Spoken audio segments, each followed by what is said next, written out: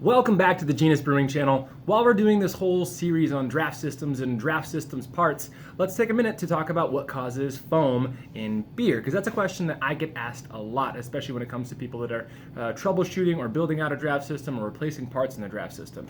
So let's jump right into it. The first and most common reason that you have foam in your glass is actually that your keg itself is overcarbonated. If you're somebody buying commercial kegs, your keg can actually just come overcarbonated. Sometimes it'll go through different temperature spikes depending on transportation and storage, and because of that you can just end up with an carbonated keg, or maybe the brewery just messed up somewhere along the line, or it's infected. That can happen too. If that happens, that's not great. If you are a home brewer, you can actually just end up accidentally overcarbonating your keg. You let it sit at too high of a pressure for too long and it just gets overcarbonated. This can also happen when it's on tap, but I'll get into that towards the end of this video.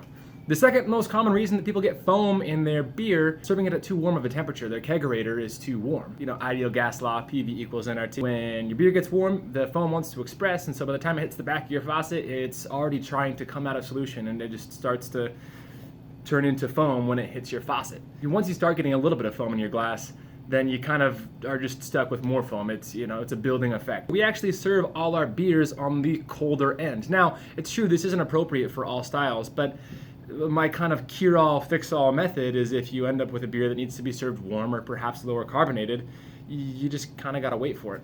Cup it in your hand, let your hands warm it up a little bit. It's not ideal, but it's the best universal solution for a bar or a single draft system. Now, even though we like to serve our beers cold, one thing we do not recommend is serving it in a frosty glass. That's another reason that you can get foam in your beer. If your glass is frosted, those ice crystals on the inside of your glass are a nucleation site for CO2 to express.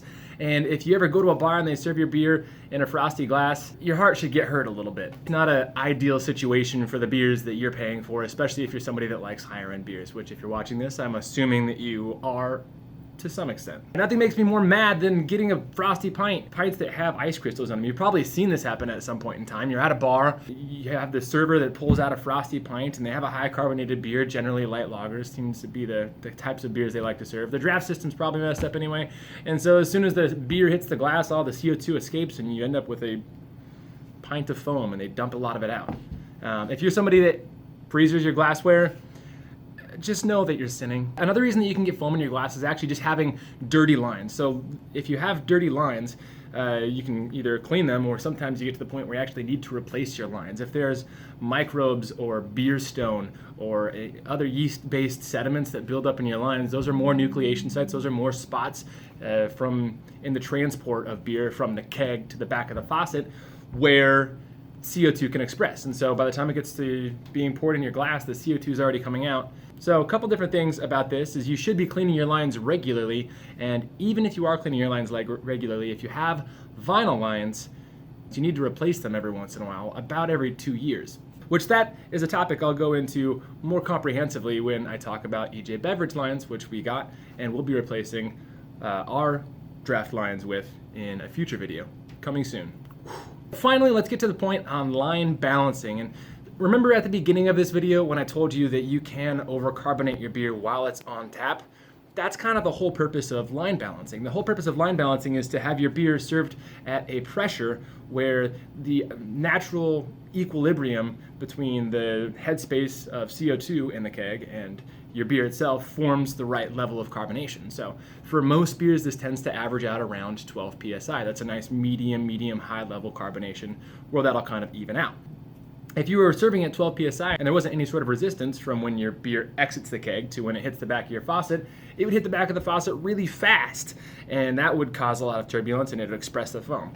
So here's the thing you need to know. When it comes to line balancing, you're basically trying to calculate how much resistance you need between the height differential and the length and the interior diameter of your line to slow down your beer to the appropriate level where it's hitting the back of your faucet at a nice speed.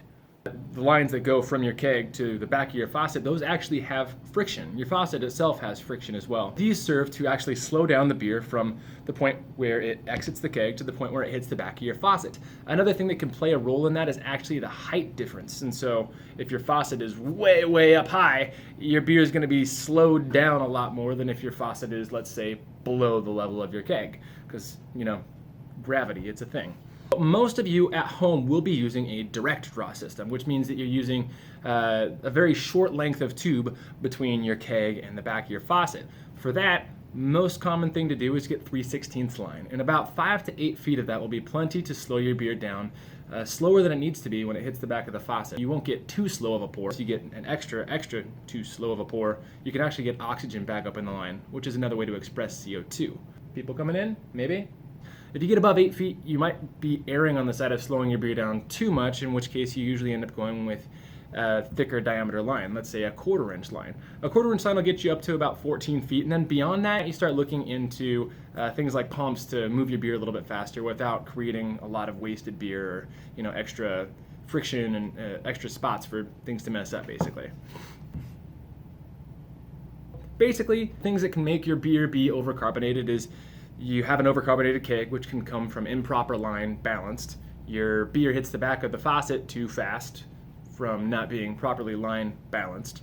Your beer is going too slow and oxygen can get back up into your line, which will create nucleation sites. And then the standard, most common ones, the beer just came overcarbonated, your lines could be dirty, and your beer could just be served too warm. That's all I got for you. Thanks for tuning in. If you have any more questions on line balancing, please ask them below. Subscribe, ring the bell, like, comment. I already said that probably. And we'll see you next time on Genus Brewing. Cheers. Oh, we got more videos on this, so stay tuned to those. Yeah, it'll be good.